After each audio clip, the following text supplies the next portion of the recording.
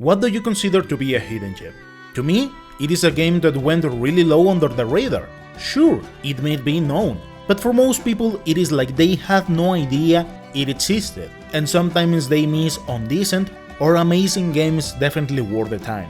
This video is about 10 hidden gems in RPGs. Some perhaps a bit small, some much more attractive, or perhaps unique in their nature to kill some time. But let's not ramble and jump into this list with no particular order, shall we? In the first place, I want to talk about Untold Legends, Brotherhood of the Blade. This RPG is similar to Diablo, and really short. Its story is quite simple and not much worth jumping into. But I recommend this game if you wanna have something like fast playing sessions, where we play in this top-down view, and as you advance you'll be able to customize your character. But what I really liked about it is that within that simplicity, it is a solid RPG. I wouldn't compare it with modern action games, but for something you were able to play back in the PSP or nowadays in your phone with emulation, it is a great choice to kill some time. So to me, it is a small hidden gem worth giving it a try. In the next entry, Tengai 0, also known as Far East of Eden Zero. Unfortunately, we were not able to receive this game in the West, but I could easily set it as high as Dragon Quest or Final Fantasy games. The story follows Higan, who is chosen by the Ancient Flame, and pretty much this seals his fate, as he will have to travel around each kingdom to release them from Ninigi. Now, Ninigi was released because the older brother from Ryukoku wasn't chosen to be the king. Kinda pissed by these events, kills some guards and breaks the seal from the gates of hell. And now I place this game on a pedestal because it is a story that evolves in all the right ways. Great cast of characters, extraordinary scenes for what the SNES was able to handle, great ideas along the journey, and there are no repainted enemies, keeping the adventure fresh. As far as I know, the main reason why we didn't get this game in the West was because its localization would have taken a lot of time, and for a game that was released in December 1995, chances are that it would have been a bit too late. And that is perhaps the only thing I will point here. They went a bit overboard with the amount of text, so no wonder why it took like 15 years to get a patch. It is fair to mention that this game is going to be appealing for old school players, reason why I compare it with Final Fantasy and Dragon Quest. But leaving that aside, here you have a traditional turn-based RPG, with random encounters, where you learn special moves from hermits around the world. To me, this is a big hidden gem, because this game has aged quite well. In the next entry, Madou Monogatari. This game was released in 1990. To me, there's only one good reason why this game is here, and it is because its gameplay is so unique and alien to the standard in RPGs. Because story-wise is more like a meme, where Arle pretty much rolled her pencil while doing an exam, making her the only passing student. So the final exam is get into a dungeon and reach the end, while solving some problems, where the true ending is achieved if you get 90, by solving the puzzles within the dungeon. So not the most interesting of stories, but its gameplay is like you combined a fighting game with RPG elements, because you need to press buttons in right combinations to release some attacks. For example, up, back, down, front, and you release a fireball. And as everything in this game is about magic, of course you need to memorize those moves. And the faster you are, the easier it is to overwhelm the enemy and finish these fights without having to jump, cover, or stuff like that. Aside from that, it is a super easy first-person dungeon crawler that may take like 6-7 hours, considering that you're perhaps a bit bad in these games. And just because of that, I recommend it. Just be careful with its sound. It's not the best, so try to start the game with low volume. In the fourth entry, The Alliance Alive. This game was remastered not so long ago, and as far as I know it was decently received. But back in the day I could say that many people overlooked this game in a terrible way, because it was also launched along other big titles. But let's give it some more exposure. 10,000 years before the story begins, the Daimons separated the world in 4, where the humans are the lowest in the hierarchy between beast folks and Daimons. In this journey we will follow Asura and Galil, humans who haven't seen a blue sky because of the effects of the barrier used by the Daimons. The task of these two childhood friends is to share intel to a resistance group, but things go sour, and from here the narrative will evolve into something amazing. Now, I like to keep things clear, and something to point out is that its gameplay at first is slow and boring. That is where I fell somewhere around 8 hours or so at least. Worth to mention that I usually give my games somewhere around 20 hours or so just keep that in mind. Its gameplay is a bit unorthodox, where these characters increase talent points and have the chance to increase HP and SP, so we could say that those are your levels. Now, these talent points help to get arts and the chances to increase HP and SP. Unfortunately, these mechanics are the ones that make the game feel a bit off. It starts to feel kind of rewarding once you have the chance to assemble a full party along their positions in the field. And if by that point you are still not convinced, probably this game is not going to be for you. Now I decided to put up with it because its story is funny and interesting in the right moments, or at least that was my perception. So to me, this is another small gem. In the next spot, The Dark Spire.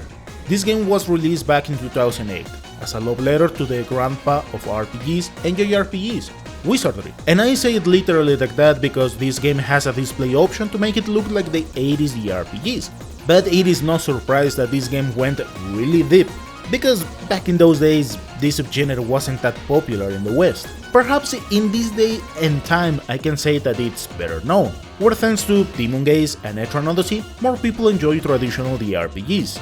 Its story is rather simple, where we are sent to retrieve a necklace from an archmage. So we have to assemble a party where we need to roll different stats, and depending from those stats, we can choose different jobs. Where this game can be confusing is when we choose equipment just because of the descriptions. However, I will say, try to be as prepared as possible because this game is tough. It takes some time as there are cryptic puzzles and mechanics, but I definitely recommend it, as it has a solid gameplay and extraordinary OST.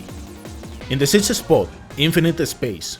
In this game we are going to follow Yuri, who wants to explore the space, and in the process gets in contact with a girl named Nia. Through sketchy ways, Yuri acquires a ship. Moments later he finds out that his sister was kidnapped by the ruler of Ropesk, in an attempt to make him come back. Pissed by the situation, we could say that his journey begins, where it is going to take several turns, not just trying to save his sister, but also because then he gets robbed, thrown into jail, and so on. Yep, if there is a reason why I recommend this game, it's because of the story, as it is extraordinary, great plot, likable cast of characters and stuff like that. But the thing why many people make look at this game with disgusting eyes, it's because the gameplay falls quite short, where it is gimmicky and repetitive in a boring way. Now, don't get me wrong, it is entertaining to a certain point, but rough around the edges, as you have to position your ship in the right distance to attack. You need to manage several ships as you advance, as well as a growing crew where each character has strengths and weaknesses, sometimes where some help the most at the kitchen or stuff like that. On top of this, add mechanics like fatigue, and that you need to move back and forth several times. But all of this in an extraordinary story, strongly recommended. To me, this is a small gem, because its gameplay is lacking in several executions, so I only recommend it if you are a story-driven person. In the next spot, Mon Yu. This is the last entry from Experiencing. In this channel I have already talked about plenty of their games, and we could throw most of them into the underrated realm. Now, I'm not surprised this one went unnoticed by a lot of people, because it has a super silly name. Literally, that whole thing is the title. That is a technique used in Japan, reason why we see a lot of manga or animes with freaking long titles. But here in the West it was like, what is that? Okay, here we are going to jump into Tirnabad, where 7 treasures were stolen and used to transform Ithran into a dungeon. So now it's up to a group of heroes to return these treasures back and save the day. If I don't dive further, it's because the story is quite silly. However, it is linked as any other game from this company. As for the gameplay, we select from a group of sprites, assign some jobs, and get ready to conquer the game, or at least that is the idea, because despite its charming look, it is kind of hard in some moments. So balancing your team and farming a bit here and there are a must, otherwise good luck finishing it. Now I recommend and bring this game in the list because it is kinda short and entertaining if you are into silly RPGs. In somewhere around 35 hours you'll be done, where you won't have to dive so much into different areas because everything happens within the same tower. And surprisingly, it was entertaining to play around several small puzzles the game has, where I will say that there is only one that is cryptic as heck. Aside from that, I consider it as another small gem. In the next spot, Tokyo Xanadu. I want to talk once again about this one, because within Falcon Games Tokyo Xanadu went under the radar. Story-wise, we are going to follow Tokisaka Ko, high school student who will have to set things in order, perhaps forcing his way because of his kind nature, but along the journey we will get to understand the reality of his life, after 10 years where he had to live a catastrophe. It begins really slow, but I believe the game has a likable cast of characters, with their own struggles and interesting evolutions along the journey. Some may be a bit forced, but others happen in an organic way. Gameplay-wise, we jump into these dungeons where we can set a party with 3 characters, each character with particular attributes and ways to play. Down the line we will have to play with all of them, so it is important to balance the whole team in several moments, turning the game interesting and engaging. However, at first it can be a bit too basic for its own good. But once you have the chance to assemble a proper group in chapter 4 or somewhere along those lines, it turns quite entertaining. In my book, this is another small gem. In the next entry, Orcs and Elves. This one is for those who love games like Doom, Wolfenstein, Quake. It was originally launched as a mobile game, and later ported to the DS, but it went really low under the radar. Surprisingly, I've met some people who know about it. Okay, the thing with this game is that everything takes a turn. Movement, attacks, changing stuff, etc, and effectively feels like something out of the 90s more or less. Surprisingly, the game is quite responsive, where we adventure into this dungeon with our magic talking wand, to beat the heck out of everyone who opposes our progress in search of ale with drawbacks. The game is quite entertaining, but I would only recommend it for people who genuinely like the RPGs, as it is a bit gimmicky in its level design, and of course it feels rather repetitive as the mentioned games like Doom, but I consider it as another small hidden gem. I had a lot of fun playing this one back in the day. And last but not least, Stella Glow. This game was released in 2015. This is a tactical RPG where we follow Alto, main character who has amnesia and was taken in by the witches. Here the witches are the only ones able to use magic, but also, let's say, special songs. Several scenes later the witch Hilda warns Alto to escape out of the town, as beasts are approaching. As radical as it may be, and later explained, Hilda uses one of her sons to crystallize everything. However, the power of the script saves Alto and Lisette out of this destiny, and as the story progresses, Alto will get to know who he really is. Gameplay-wise, imagine a classic tactical RPG. Once you jump into these fights, you can set the position of your party. It is kind of important as each character is kind of unique. Kinda. Wink wink. The thing is that it takes some classic mechanics as height or terrain.